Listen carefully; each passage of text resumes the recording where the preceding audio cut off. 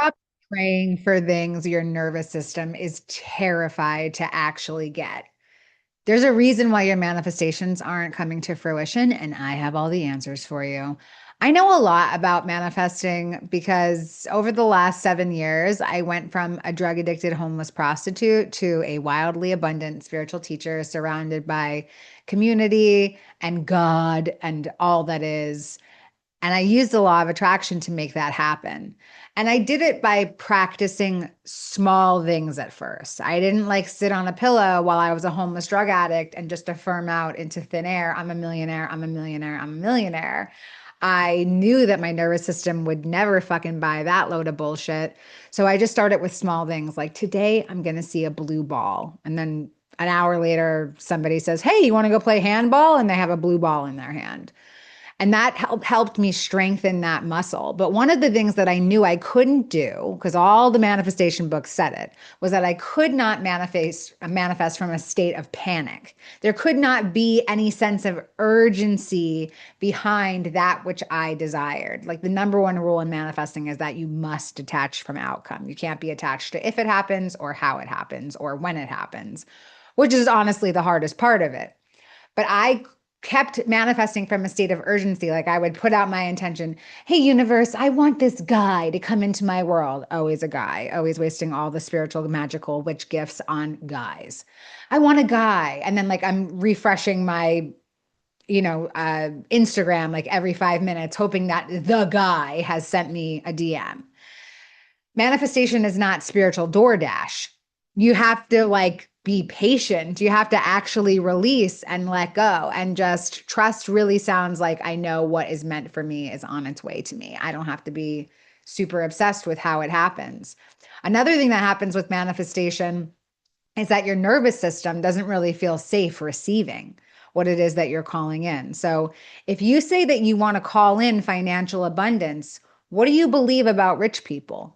Do you think that rich people are pieces of shit who like drink White Claws and golf all day, which actually is pretty cringe, but is that your underlying belief? Because if it is, then there's no way the universe is going to let you manifest money into your life because it doesn't want you to be a douchebag.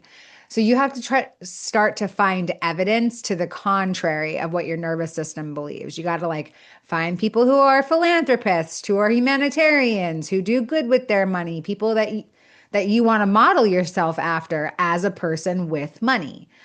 That's definitely a core thing that needs to happen because a lot of people think that more money equals more responsibility or more judgment or more people are going to take from you or want from you. And so your nervous system's never going to let it happen. You're going to have to rewire those limiting beliefs around what it means to have money. I think that having money is the best. I can do so much service for other people. I can feed back into the economy that feeds into me. I'm able to create amazing experiences for myself and the people that I love. And so those are my core beliefs around bringing in more money.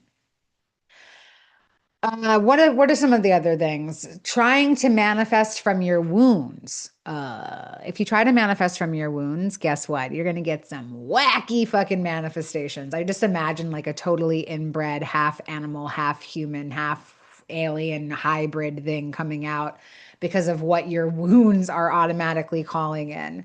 The universe does not fill emotional holes, and a soulmate will not heal abandonment, and money will not fix your low sense of self-worth. Those things need to be they need to be, I'm not going to say all the way healed or fixed, but like they definitely need to be in the process of being fixed before you start calling in the manifestations. So like in my own life, I said that I really wanted to call in my soul family. I wanted to call in aligned, loving relationships into my life, a romantic relationship, friendship relationships. I wanted my soulmates to come and find their way to me. And I kept manifesting people into my life, and then I would automatically sabotage the relationship, and those people are no longer in my life. Why? Because I had unhealed wounds. I had rejection wounds, abandonment wounds, fear of judgment, fear of being misunderstood. All of those things exist within me. And so those relationships that I was manifesting into my life were like that. And it was like always all of these, let me fix you relationships. That was a big thing that I kept calling into my reality too. Like nobody needs me to fix them. Um, Manifestation works better when you're creating from wholeness and not lack. In fact, it's the only way that it will work. And then the other thing that really grinds my gears about people and manifesting is like you ignore the breadcrumbs. The universe is sending you tons of fucking signs that exactly what you want is on your way to you. And you're out here like, can I get a signier sign? Seeing 1111 12 times today wasn't enough. And there was a feather in my kitchen, and I don't really know how it got there, but like, God, can you send me something else? I started messing with the universe. Like I used to just ask for little signs like squirrels and balls and Snickers bars, and like all of those things meant something to me. And then eventually I was like, universe, send me a bag of cash if what I want is on my way to me. And maybe it didn't come in a physical bag, but I would just get like these large deposits into my, virtual banking accounts. And I'd be like, oh, okay, the universe is really does support me in what it is that I want. Opportunity rarely arrives looking exactly the way that you think that it should look. Sometimes a manifestation just starts as a uncomfortable conversation or a random invitation. And those are things that open doors. And so you really have to like pay attention and really say yes to things that you wouldn't normally say yes to. Especially if your manifestation is something that you've never had before. If you've lived in a state of poverty and now all of a sudden you want to call in money, you better take advantage of every opportunity that comes your way to create abundance, whether that's like a new job opportunity or an opportunity to volunteer. Like you don't know what one thing will lead to. So just stay open-minded.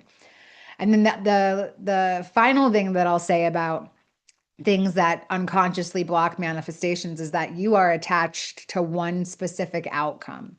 I share this example a lot, but when I was calling in my dream partner, I had one specific guy in mind. And I wrote down on a piece of paper everything about this particular guy. I was like, has salt and pepper curly hair, wears green sneakers, lives on Havemeyer Street. Like I was getting grossly specific. And I thought that if I wrote all those things down and intended that that's what I wanted my manifestation to be, that the universe would have no choice but to just give me that guy. Because I couldn't imagine there was another guy with green sneakers living on Havemeyer Street. And of course, the universe didn't give me that because it was way too specific and it wasn't actually meant for me. But the universe did give me what was meant for me. And that was so much better. Cue my husband, wonderful, wonderful man that he is. Um, yeah, soulmates can come in through manifestation. Healing can come in through manifestation, patience, tolerance. And the thing about manifesting spiritual principles into your life is that the universe doesn't wave a magic wand over your head and just sprinkle you with fairy dust and say, okay, you want patience? Here it is. No, the universe will come in and give you a million opportunities to practice patience. It will give you the most intolerant, impatient situations that you find yourself in and see if you're really up to the task of cultivating patience. Like for me, I'm consistently trying is the wrong word. I'm consistently manifesting non-judgment. And the universe doesn't sprinkle me with non-judgment. The universe gives me lots of opportunities to judge, and it wants to see if I'm going to hop on to the same old fucking merry-go-round that I've been on my entire existence. And most of the time I do go back onto that ride. It's about progress, not perfection, friend. Okay. Consistency is greater than perfection. Perfection doesn't exist. So I think the biggest block to manifestations, it doesn't have anything to do with your vision boards, although those could help.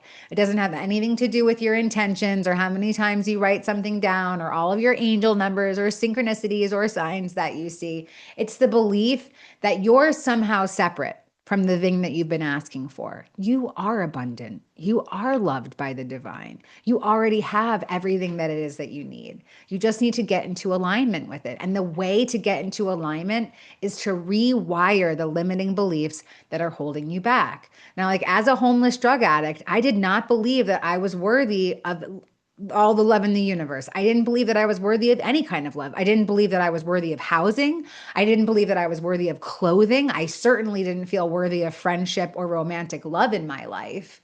And so I had to get down to the core of those beliefs. Why did I believe those things? I had lots of evidence to support all the reasons why I wasn't worthy of those things. And so I had to focus my energy tremendously, tremendously disciplined on finding the little pockets of information that were left for me to show me that I am worthy. I had to really reroute my brain to figure out all the moments when I was worthy, and all the moments when other people are worthy too. I didn't just use my own story. I picked pieces from other people's stories as well. I found like all these amazing women in recovery, and I was like, well, if they can change their lives, surely I can.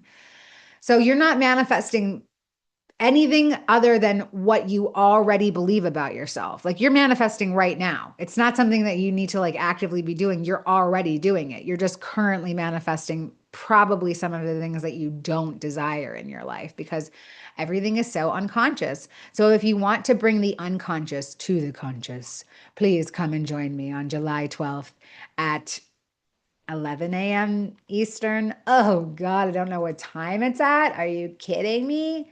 July 12th at 10 a.m. Eastern for Unblock Your Magic, reprogramming your limiting beliefs so that you can call your manifestations into fruition. It is a dope workshop. It's one of my favorite ones to do. It will be recorded. It's only $35. So if you don't have $35, you have like much bigger problems than blocking your own blessings. But I do save a couple scholarships, so feel free to reach out because closed mouths don't get fed. Until then, be waiting.